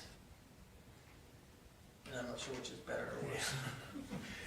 Another thing worth noting on the jurisdiction side is if you're looking at an enforcement side of this for a CPO, is both the county CPOs and the RCMP have jurisdiction within the town of Vulcan for traffic enforcement. We just wouldn't generate revenue from any ticketing. So, you know, there is the possibility of if enforcement becomes an issue of partnering and giving direction. Part of the RCMP visits, they come to council, they're supposed to come once a year and discuss some direction with you as well. So. But again, you know, the RCMP and the county CPO are probably not going to lean towards bylaw as much as they would do the other infractions. They wouldn't do bylaw. And the other thing too is that, again, both those two groups are probably stretched to a degree to their limits. You know, we might think that they aren't, but I think that, you know, when they look at their caseloads and what's expected of them by their municipalities. So I think that if we're going to anticipate we're going to use them, we need to, you know, at least visit with them and tell them that that's what we're relying on or expecting. So, and we don't have to make. Sorry. Did they suggest that they would do it for us?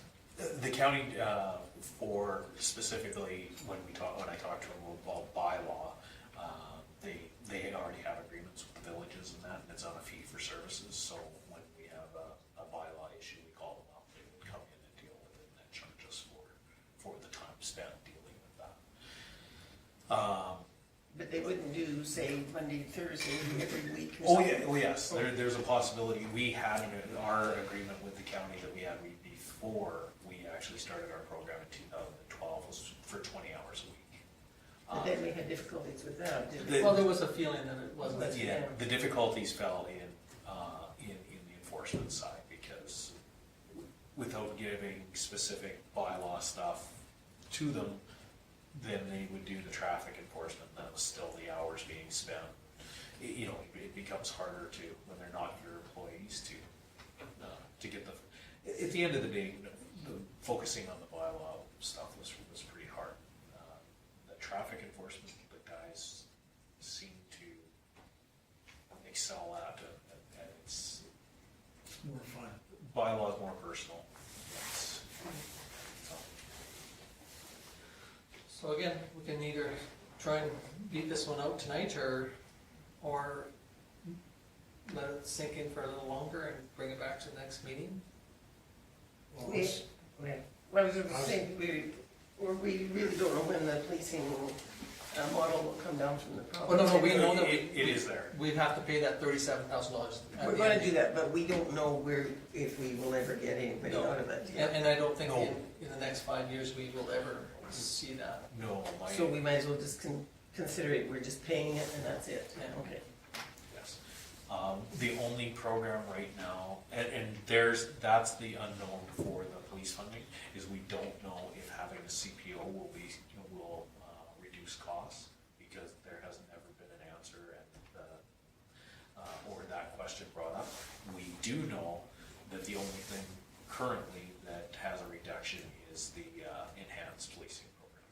And the costs of that are approximately $158,000 a year to have that, and that gets you another RCMP officer. The communities I've talked to, when you first get them, you can get them to do a little bit of bylaw, but their caseloads are so high that pretty soon they get involved in the detachment, and it's really hard to get them to do any bylaw. It is an extra officer there though, so, and when you work that into the subsidy program, you get about $130,000 back. So, in our case, you could put out 158 to have one, you get 130 back.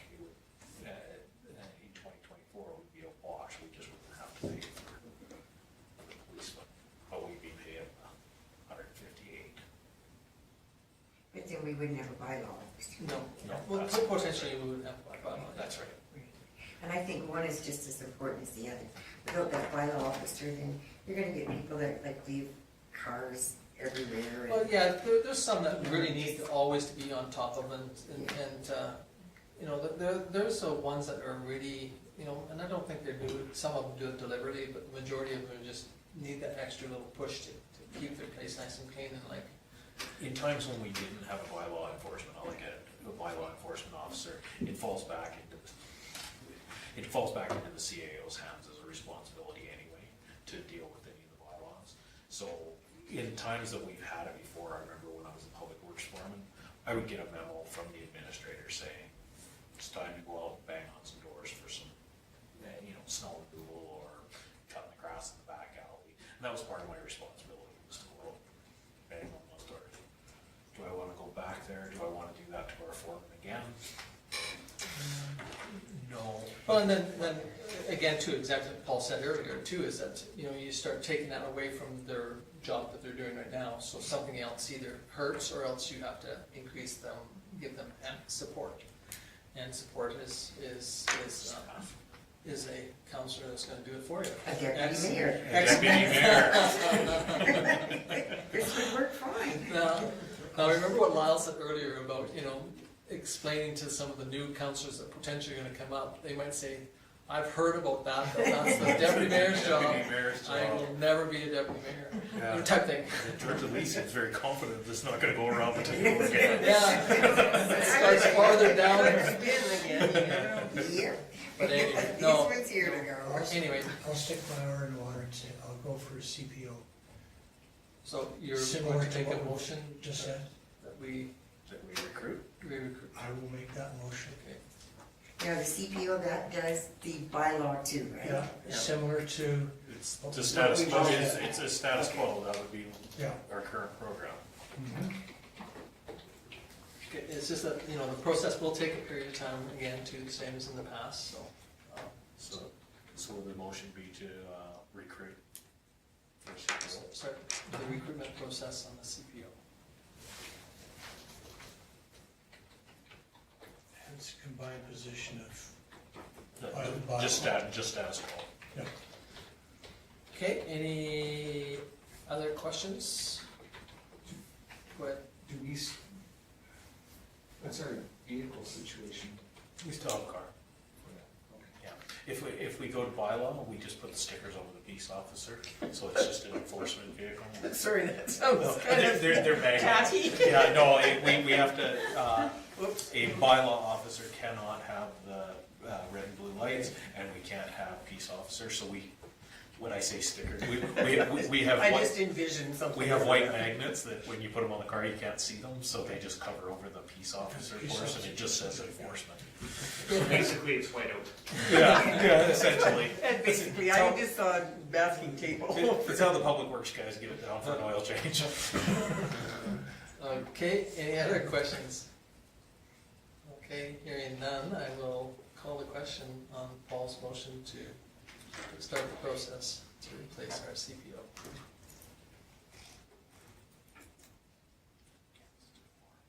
Okay, it's carried unanimously. Yeah. Thank you very much. Nice hand wave. Well, Moving he's on having to, trouble. Foothills Regional Services Commission. That's our report. Any question? Paul has probably brought us up to date pretty well. And as you're going through these three committee reports, that's my council report too. Okay.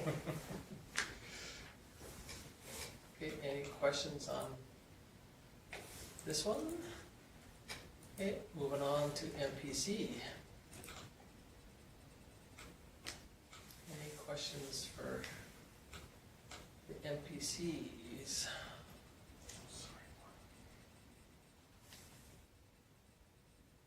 Okay, hearing none, golf course. I have a question for you on the golf course one. Okay, It says here that they're going to go to the Home and Garden Show? as part of the town. Oh, okay. I wasn't sure whether they were gonna have a A separate, It wasn't written down that way. a separate booth. No, they don't have a separate Oh, booth. okay, no, that's okay, I just thought if they were going to have a separate booth, that maybe next year we should try and partner together and just get a bigger booth, but if they're just participating with us, that's Yeah. great. And there's some questions whether the two golf course employees were getting paid and they're not gonna get paid. Yeah. No, it was just I just was curious, I just thought maybe they were gonna have a separate booth, and I thought, oh, gosh, we should try and partner together, but that's good. That's my question. Any questions for Paul, I guess? Can I ask that Mark, is that the Mark that was there a couple of years ago? Sorry, which? Mark, and I'm assuming it's for kitchen help. Oh, I know he was working up at Peter Dawson at one point. Oh, okay. And his name was Mark, okay. He- I was thinking it was the fellow that was 2 years ago at the, No, okay. and he's just finishing up as a camp cook. And I don't know if you've ever had to deal with camp cooking. They're good. Or they don't stay. Okay, any other questions on those three reports? If not, we can have a motion to file the committee reports. Paul, So move. thank you. Any question on Paul's motion? Hearing none, I'll call the question.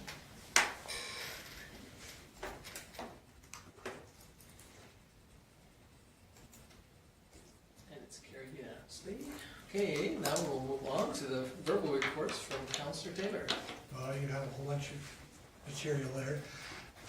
Other than NPC and golf course in the past little while, we did a heritage resource tour, a number of barns and houses. It's not a town council thing, it's just a community thing. And if you ever want to see a neat barn, there's one up by Shoaldice. Duke War Colony up there, the Anastasia barn. It's interesting. And the owner now owns the whole thing, and he is going to restore it. Oh, good. How old is it? About 1926-ish. And the timbers are like this, they're enormous. So they didn't get that from cutting the trees down around it. They got those from the trees around Shoaldice? Yeah, I don't think so. You could have taken all the trees in Shoaldice, condensed it into one timber. Yeah. No, they were straight off the coast. Okay. Is that it? That's all Any I've got. questions for Paul? Okay, thank you, Paul. Councillor Bolt. I have a couple this week, but I didn't have any in the last 2 weeks.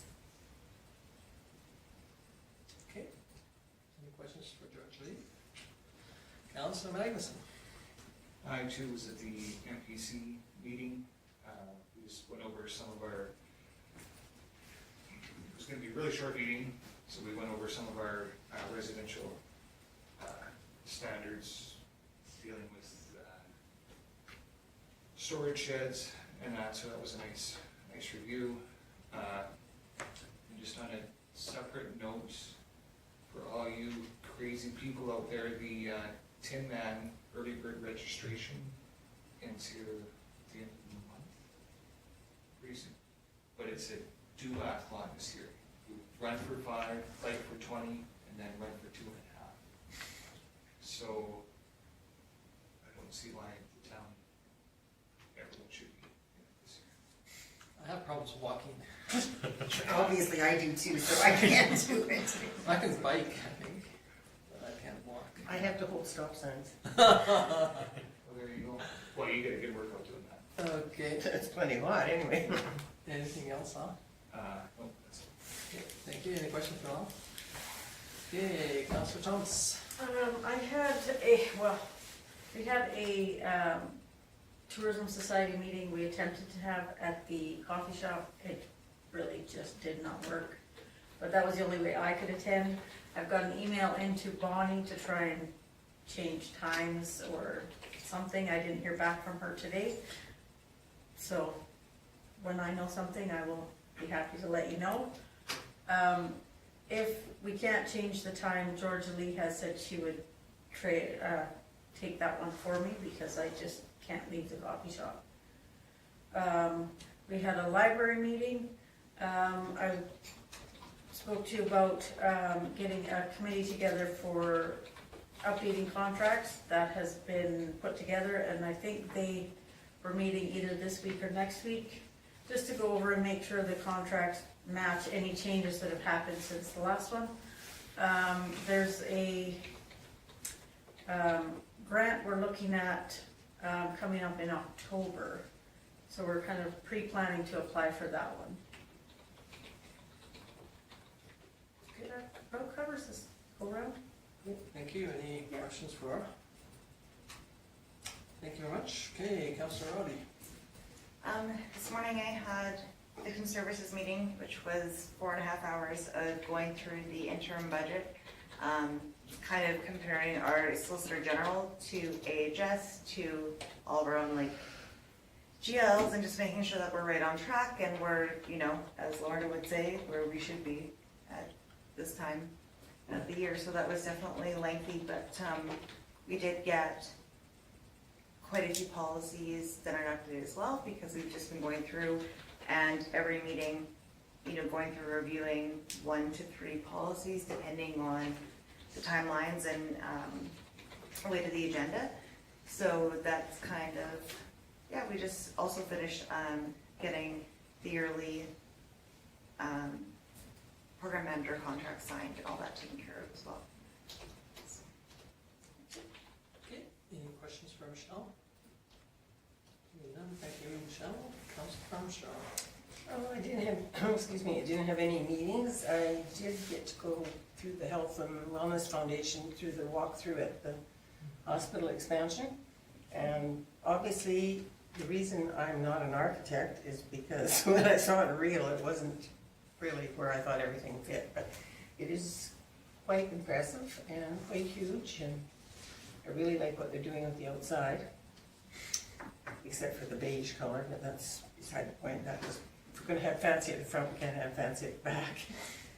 And I think that's all. I will also, with our new CAO with the Markets Foundation, I will let her know that we'd like the unapproved or draft minutes sent, and I will remind Gail from the Vulcan County Health and Wellness Foundation if she would send them on too. Okay, any questions for Lorna? Okay, thank you, Lorna. I'll move on to mine. Last couple of weeks, all I've been doing is SAEWA stuff. We had a SAEWA executive meeting on Friday, and then we had a SAEWA executive meeting, or pre-meeting to the handout of the study, and then we had the study and the fallout from that. And so that's pretty well that for last week. This week I have a county meeting, a meeting with Wheatland County with SAEWA on Wednesday morning, and then we have a pool meeting on Wednesday afternoon. Thursday morning we have a county meeting, and then Thursday night I have the home garden show, and then on Friday we have a SAEWA meeting with Brooks. So this week is all SAEWA. Yeah, so it's pretty well it for me and the pool. Again, I do have this confidential one, and unfortunately it's got some errors in it because they had problems printing a couple of the documents, so it's not one definitely that we want to get. We want to wait until the proper one comes out if we want. But yeah, if you have any questions on any of that, the pool one too, because of the advocates' 3 articles that were in there that were last week, I've had tons and tons of phone calls and conversations and about the process that's going through. So I've been, if there's any concerns related to the county, I've just been sending them on to the county, there's any concerns with the Lions Club, send them on to the Lions Club. I've met with probably 3 or 4 Lions members that believe that they, that some of the information in the paper is not correct, and that, I think it's, anyway, and long story short is that we're proceeding with the project, and hopefully we get the funding, and some of the articles and some of the information doesn't taint the provincial government and to the point where we don't qualify because of some of the information that's been let out that's incorrect. Other than that, is there any questions for me? Okay, thank you very much. Does somebody want to move the verbal reports? Lyle, thank you very much. Any question on Lyle's motion? Hearing none, we'll call the question.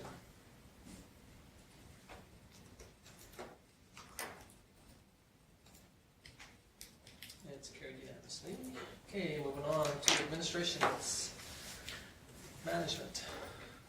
So you've all had a chance to look at the report. We've completed the activities from the last meeting, and the only thing worthy of note in there is I've been in contact with the county, and we've about just over halfway through drafting the water services agreement, so I'm hoping to have it done.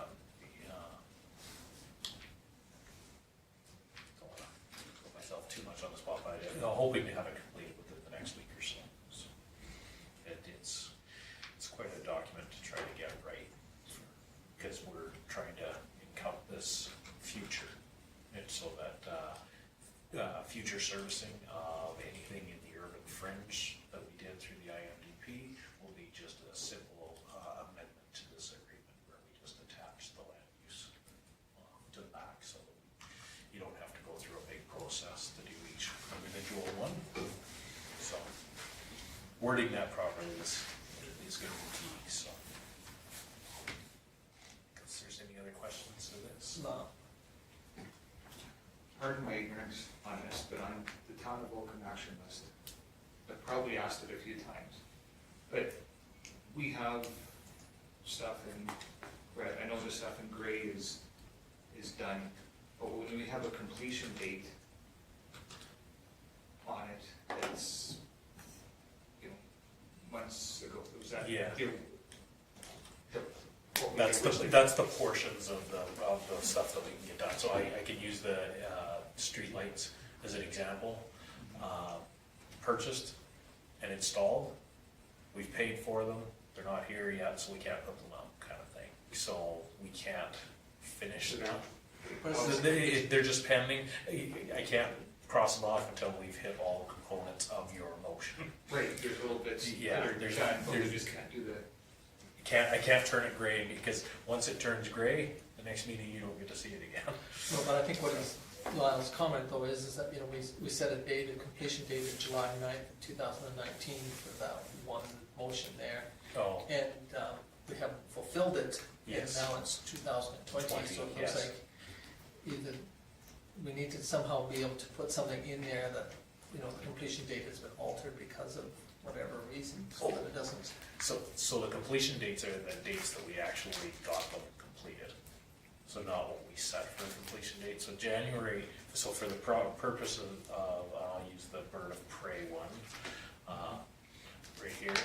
So there was 2 portions to that motion, and one was to send you a copy of the other resolution to the community services manager so that she can work with them for the fundraising. So that was completed right after the meeting. Like, you guys did that January 14th, we completed that January 16th.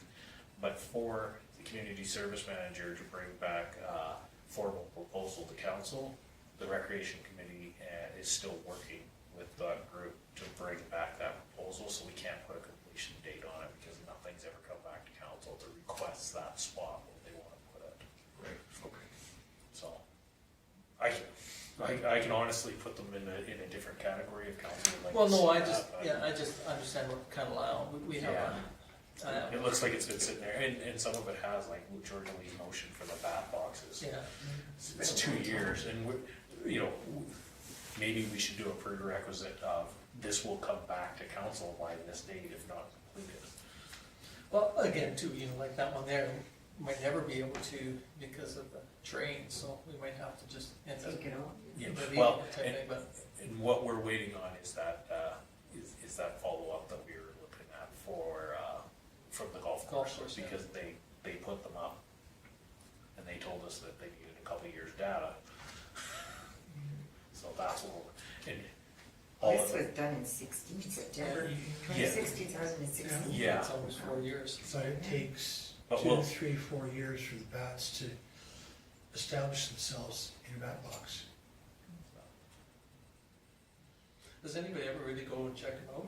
That's what I'm wondering, if anybody No, I remembers know. are out there. Dale's got one at the end of the. There's one thing, down and the I've- end of the street, I've but- never seen one Do you in know, it, do you know but how you tell?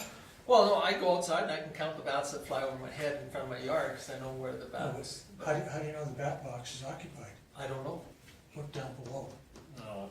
Oh, but I mean, droppings. Go on it. but again, on mine, all the stuff is inside the box. It's not outside.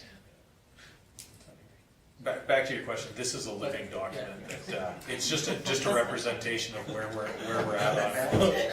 So if you would like to see it reported differently, I can absolutely do. This is an Excel spreadsheet that we keep just to. Yeah, I mean, it is nice to know in a way, I mean, I like the part where we started from, but again, you know, the completion date, I guess is, Yeah, that's fine, I just need to clarify, because I'm gonna, Check it off, get it done. in my daytime, I have everything checked, so I Yeah. just, that sets my mind at ease. so you can give me a check anytime you like, so. So anytime you see a date on completion, we've actually completed a component of it. If it's completely, if you're not gonna see it on the list again, it'll be in gray. Okay.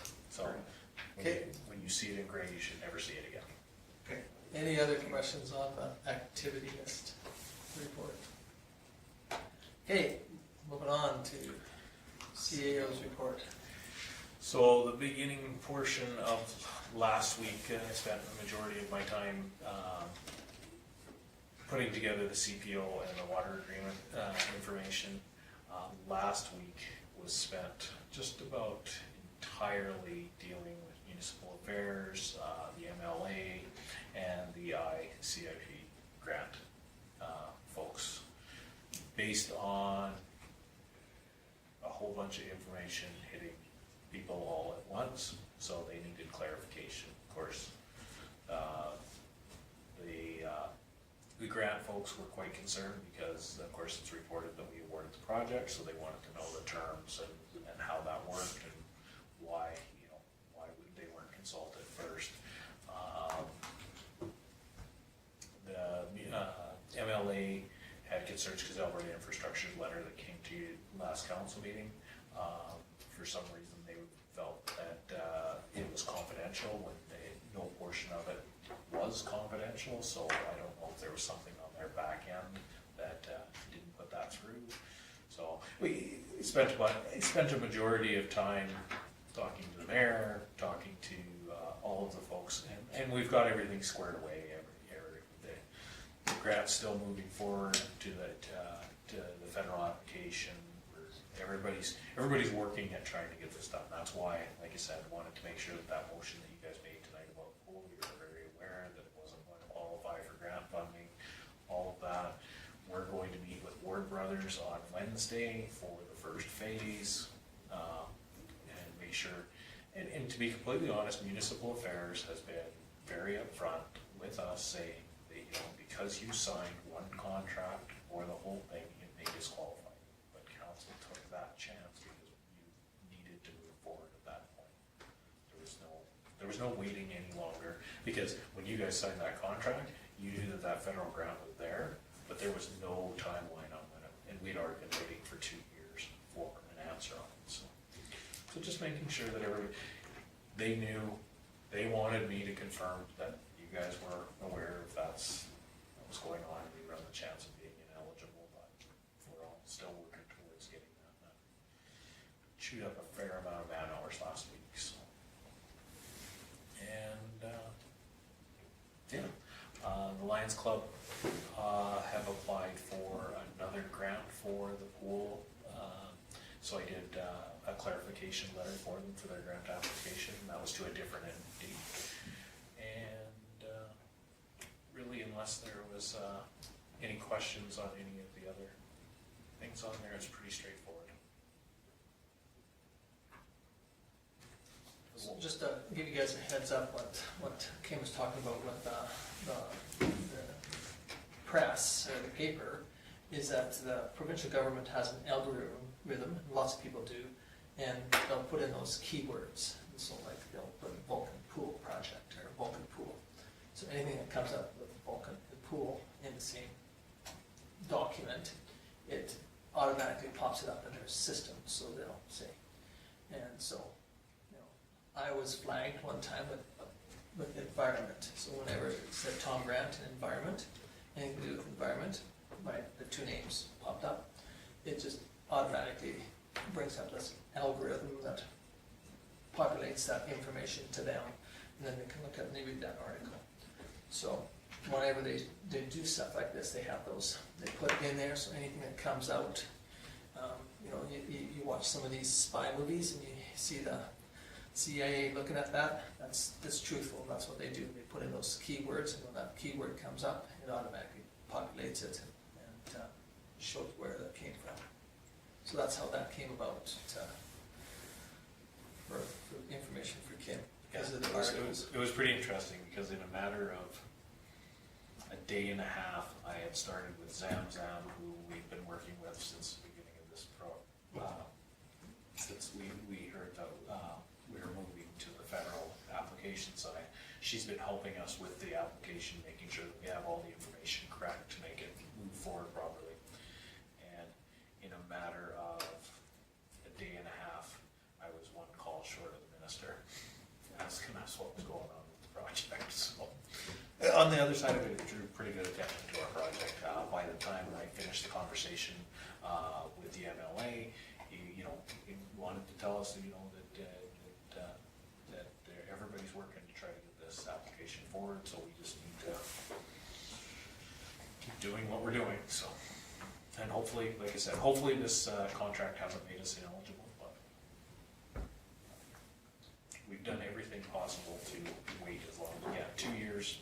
And I think on a we've done grant everything application is- legally and morally that we can do to make us eligible. Okay, any other questions for any of Kim's reports? If not, somebody wish to move them. Okay, George Lee moves the administration reports. Any question on George Lee's motion? Hearing none, I'll call the question.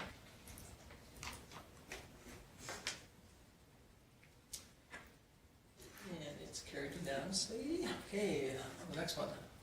Michelle, thank you very much. Any question on Michelle's motion to adjourn?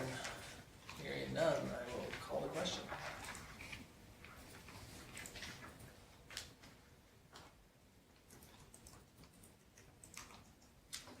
And again, it's carried unanimously.